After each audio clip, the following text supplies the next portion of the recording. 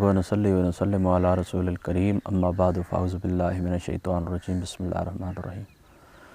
تمام دوستوں کو السلام علیکم ورحمۃ اللہ وبرکاتہ۔ جو شخص جس گھر کے اندر پیدا ہوتا ہے اس گھر والوں کا جو مسلک ہوتا ہے تو وہی مسلک اس نومولود کا بھی ہوتا ہے۔ یعنی جو شخص جس گھر کے اندر پیدا ہوا ہے تو اس کے گھر والے، اس کے آباء و اجداد جس مذہب کے اوپر تھے اسی مذہب کے اوپر وہ شخص رہتا ہے اور زندگی بھر اسی کا دفاع کرتا ہے عمومی طور پر۔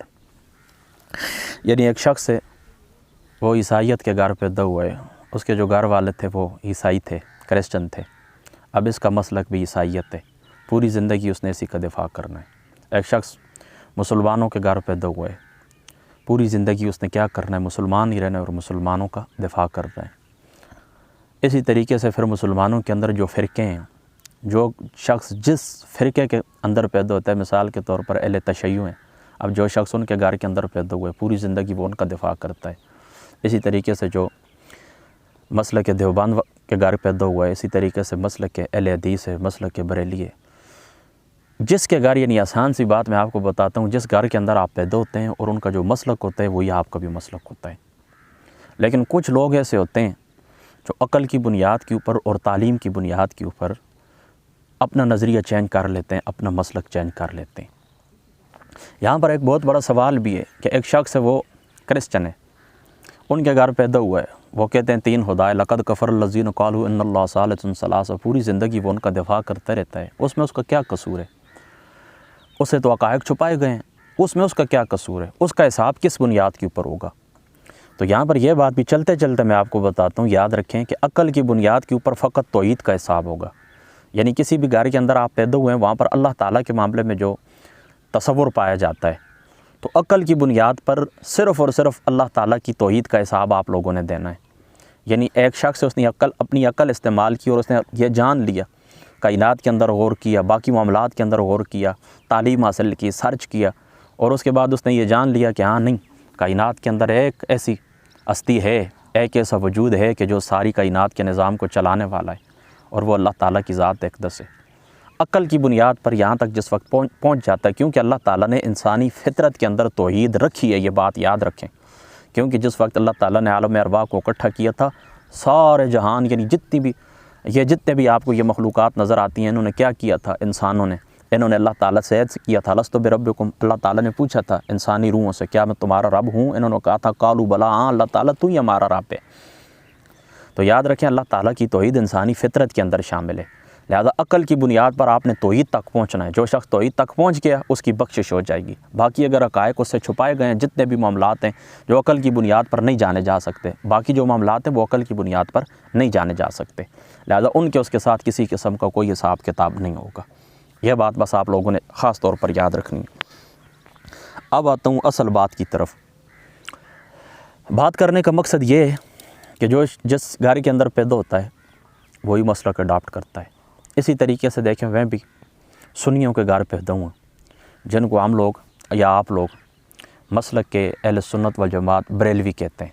میں ان لوگوں کے گھر کے اندر پیدا ہوں، میرے والد صاحب، پھر میرے دادا جان، پھر پردادا جان، آپ کی کیا نسبت ہے؟ دریا شریف حضرت بابا جی صاحب رضی اللہ تعالیٰ عنہ آپ سے نسبت ہے۔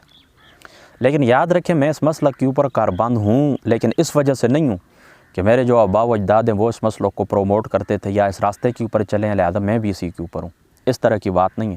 میں نے اللہ تعالیٰ کے فضل و کرم سے علم دین پڑھا ہے اور بادب اساتذہ کے قدموں میں بیٹھ کے پڑھا ہے، پھر میں سکول گیا ہوں، پھر میں کالج گیا ہوں، میں نے سارے معاملات دیکھے، میں نے پڑھا ہے، یعنی اپنے ذہن کو اوپر میں نے کیا ہے، ان معاملات سے، اختلافات سے، یہ جو قلبی محبت ہوتی ہے ان سارے معاملات سے نکل کر میں اوپر گیا ہوں، میں نے اس مسلک کا مطالعہ کیا ہے۔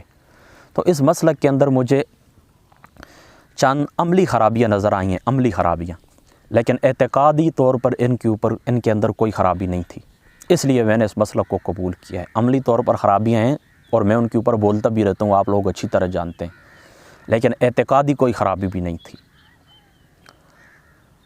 اور اس مسلک کا جو خاصہ ہے، خاصہ کی تعریف آپ لوگ ذہن میں رکھیں کہ ما یوجد فیہ ولا یوجد فی غیرہ، جو ایک ذات کے اندر پایا جائے اور دوسری ذات کے اندر نہ پایا جائے۔ اور وہ کیا ہے خاصہ اس مسلک کا، کیا ہے جس کی بنیاد پر میں مطمئن ہوں وہ خاصہ عشق رسول، وہ خاصہ ادب رسول، وہ خاصہ نسبت رسول، وہ خاصہ تعظیم رسول صلی اللہ تعالیٰ علیہ وآلہ وسلم۔ اب آپ پوچھیں گے کہ نسبت رسول، عشق رسول، ادب رسول، تعظیم رسول، اس کا تو سب دعویٰ کرتے ہیں۔ دیکھیں دعویٰ کرتے ہیں بے شک کریں، دعوے کی ایک دلیل ہوتی ہے۔ جو بھی بندہ دعویٰ کرتا ہے، نظریہ تھیوری پیش کرتا ہے، اس کی ایک دلیل ہوتی ہے۔ باقی لوگوں کے پاس دلیل کیا ہے مجھے بتائیں۔ اب میں آپ کو نام تو میں نے زندگی بھر کبھی نہیں لی، صرف مثال کے طور پر میں آپ کو کہتا ہوں۔ اگر وہ لوگ دعویٰ کرتے ہیں کہ ہم بھی نسبت رسول، عشق رسول، تعظیم رسول کی بات کرنے والے ہیں، تو مسلک اہل حدیث، پہلے اس کے اوپر آتا ہوں، مسلک اہل حدیث کے کسی ایک عالم دین کی بالخصوص اس موضوع کے اوپر مجھے آپ کتاب دیں، یا موجودہ دور کے جو علماء ہیں، مثال کے طور پر ڈاکٹر ذاکر نائک صاحب ہیں، ان کی کوئی ایک تقریر مجھے آپ لوگ بھیجیں جس کا موضوع ہو نسبت رسول، عشق رسول، تعظیم رسول، ادب رسول، بالخصوص اس نے نسبت مصطفیٰ کے اوپر بات کی ہو۔ کوئی کتاب ہے تب بھی مجھے دے، میں تسلیم کر لوں گا۔ پھر میں کہوں گا کہ نہیں، یہ ہمارا خاصہ نہیں ہے، اس کے یا پھر ہماری صفت ہے، کیونکہ باقی لوگ بھی اس کے اندر شریک ہیں۔ سب سے پہلے اہل حدیث کی اب آتے ہیں علماء دیوبند کی طرف، دور نہیں جائیں۔ علماء دیوبند یہ کہتے ہیں کہ مولانا اشرف علی تھانوی کی 1000 کتاب ہے۔ اشرف علی تھانوی کی اگر 1000 کتاب ہے، ان میں سے ایک کتاب مجھے بتائیں جو حضور علیہ الصلاۃ والسلام کی بالخصوص نسبت مصطفیٰ کے اوپر لکھی گئی ہو، بالخصوص نبی پاک صلی اللہ علیہ وسلم کی نسبت، تعظیم، عشق مصطفیٰ، ادب مصطفیٰ، تعظیم مصطفیٰ کے اوپر لکھی گئی ہو، آپ مجھے دکھائیں۔ ایک لیکچر ان کا مجھے دکھا دیں، نسبت مصطفیٰ صلی اللہ تعالیٰ علیہ وآلہ وسلم۔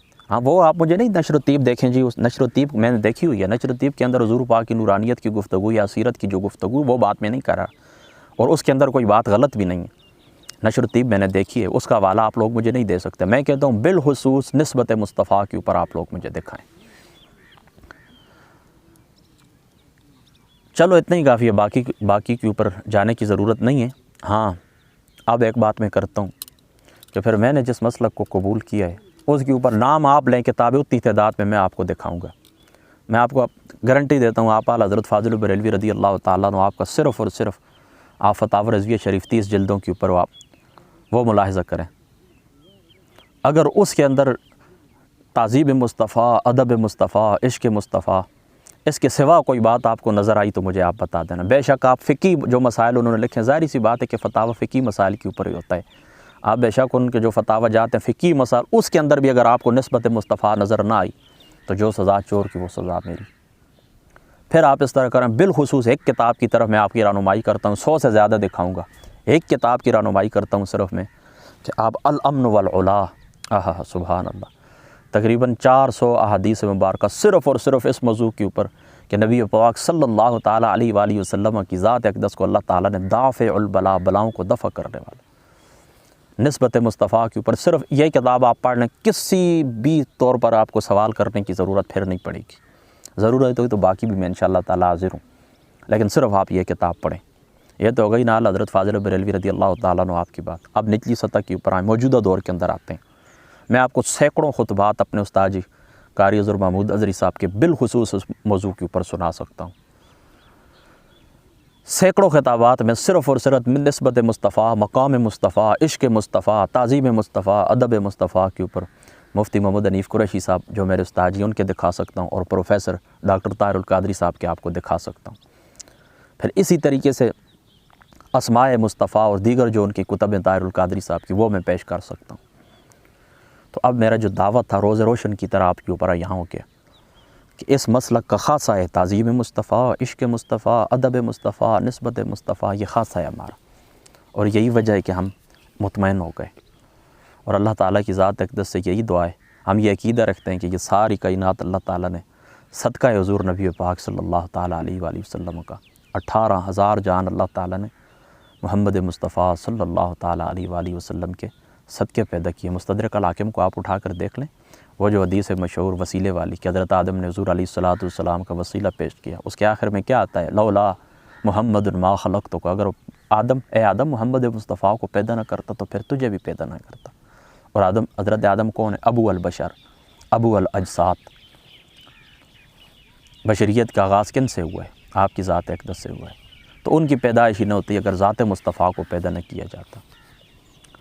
اور باقی یہ بات بھی یاد رکھیں کہ لولاک لما خلقت الافلاق، یہ جو روایات ہیں گو کہ یہ لفظ ثابت نہیں ہے لیکن معنی یہ ثابت ہے، ہمارا اس کے اوپر گفتگو ہوئی ہے پہلے بھی، کہ یہ سارا بھی رنگ جو آپ کو رنگینیاں کائنات کے اندر نظر آتی ہیں، یہ صدقہ حضور علیہ الصلاۃ والسلام کی ذات اقدس کا، حضور کے صدقے اللہ تعالیٰ نے ساری کائنات کو پیدا کیا، اور یہی ہمارا ایک وسیلہ بخشش کا۔ باقی اعمال کے اوپر ہمیں کوئی اعتبار نہیں ہے، کوئی شخص بھی کسی کو بھی اعمال کے اوپر اعتبار نہیں کرنا چاہیے، شریعت کی روشنی میں اعمال کے اوپر اعتبار نہیں کرنا چاہیے، اور ہم تو کرتے ہی نہیں، ہماری تو زندگی کیا کہتے ہیں کہ قدم قدم کے اوپر لاکھوں کروڑوں گناہ ہیں، تو ہم جس بات کے اوپر اللہ تعالیٰ کی ذات اقدس سے امید رکھتے ہیں کہ اللہ تعالیٰ ہماری بخشش کر دیں گے، وہ یہی ہے کہ نام مصطفیٰ لینے والے ہیں، تعظیم مصطفیٰ، ادب مصطفیٰ، عشق مصطفیٰ، نسبت مصطفیٰ صلی اللہ تعالیٰ علیہ وآلہ وسلم، شاید اس کے صدقے اللہ تعالیٰ کی ذات اقدس ہماری بخشش کر دیں۔